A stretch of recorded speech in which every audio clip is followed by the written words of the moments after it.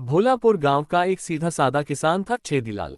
साफ मन लेकिन जेब में हमेशा खालीपन। हर साल वो अनाज बोता पर किस्मत उसका मजाक उड़ाती। कभी बरसात कम कभी कीड़े ज्यादा। इतनी मेहनत के बाद भी उसके खेत में बहुत ही कम अनाज उगता था, इतना कम कि उसका परिवार मुश्किल से पेट भर पाता था। पास ही उसका पड़ोसी पेलू रहता था, गांव का सबसे अमीर किसान। मॉडर्न मोटर, चमचमाता ट्रैक्टर और खेत में ऐसे बीज की लगता था जैसे फसल खुद डिस्को करने निकली हो। पेलू हर बार मुंह बना के कहता, अरे छेदी तू कब तक ऐसे ही मटर के दाने गिनता रहेगा।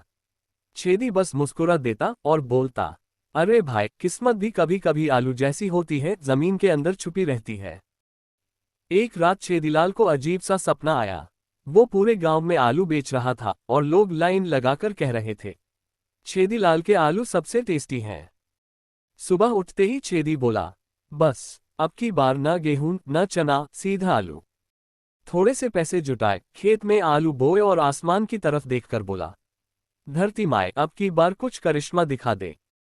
एक दिन दोपहर में खेत में धड़ाम की आवाज आए। गांव वाले बोले, कहीं छेदी के खेत में कोई बम तो नहीं फटा।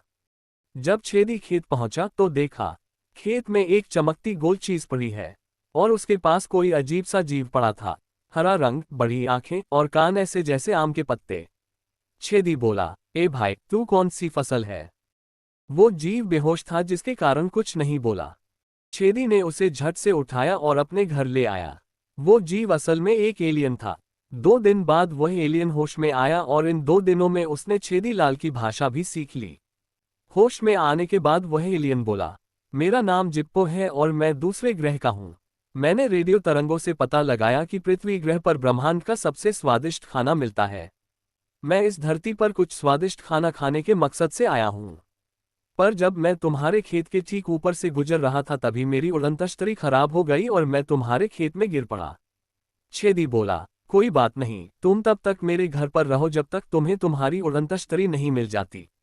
अब जिप्पो छेदीलाल के घर पर ही रहता था। कुछ दिन के बाद छेदी ने उसे अपने खेत दिखाए। खेत देखकर जिप्पो बोला, इस खेत में इतनी कम फसल क्यों जबकि दूसरे खेतों में तो बहुत ज्यादा फसल है। छेदी बोला, हर साल की यही कहानी है। पैसे कम होने की वजह से मैं कभी भी न तो अच्छी किस्म के बीज बो पाता हूं और न ही मेरे पास खेती करने के आधुनिक मशीनें हैं, जिसके कारण हर साल मेरे खेत में बहुत कम फसल उग पाती है जबकि दूसरों की खेतों में बहुत अच्छी फसल उगती है। पेलू की खेत में तो सबसे ज्यादा फसल उगती है क्योंकि वो गांव का सबसे धनी किसान है। छेदी की बात सुन के जिप्पो ने अपनी चमकती छड़ी निकाली जिससे उसने खेत की मिट्टी को छुआ और देखते ही देखते मिट्टी हिली, हवा चली और आलू ऐसे उगने लगे जैसे पॉपकॉर्न फूटते हैं। हर आलू बहुत बड़े बड़े थे। ये देखकर छेदी चौंक गया और बहुत खुश हुआ कि उसके खेत में ढेर सारे बड़े बड़े आलू उगे हैं। इस बार छेदी के खेत के आलू पेलू के खेत के सारे अनाज से बहुत ज्यादा थे। छेदी ने सारे आलू खेत से निकाले और उन्हें बोरियों भरकर घर ले आया। घर पहुंचकर छेदी बोला, जिप्पो चलो अब आलू के पराठे खाते हैं। छेदी ने आलू के पराठे बनाए और जिप्पो को दिया। जिप्पो ने एक बाइट ली और बोला, वाह क्या बढ़िया स्वाद है, मैंने कभी भी इतना स्वादिष्ट खाना नहीं खाया। फिर उसने कहा, जब मैं अपने ग्रह वापस जाऊंगा तब मुझे थोड़ा आलू दे देना, मैं अपने ग्रह पर भी पराठे बनाऊंगा। अब छेदी आलू बेचने के लिए बाजार गया। छेदी के आलू बड़े बड़े और बहुत स्वादिष्ट थे जिसके कारण इस बार उसने बहुत सारे आलू बाजार में बेचे। इस बार छेदी को बहुत मुनाफा हुआ। अब छेदी खेती के लिए आधुनिक उपकरण और अच्छी किस्म के बीज खरीदने में सक्षम था। कुछ दिनों के बाद उड़न तस्तरी छेदी के खेत में जिप्पो को लेने आई। जिप्पो अब अपने ग्रह वापस जाने वाला था। छेदी ने जिप्पो को अपने ग्रह ले जाने के लिए बोरा भरकर आलू दिया।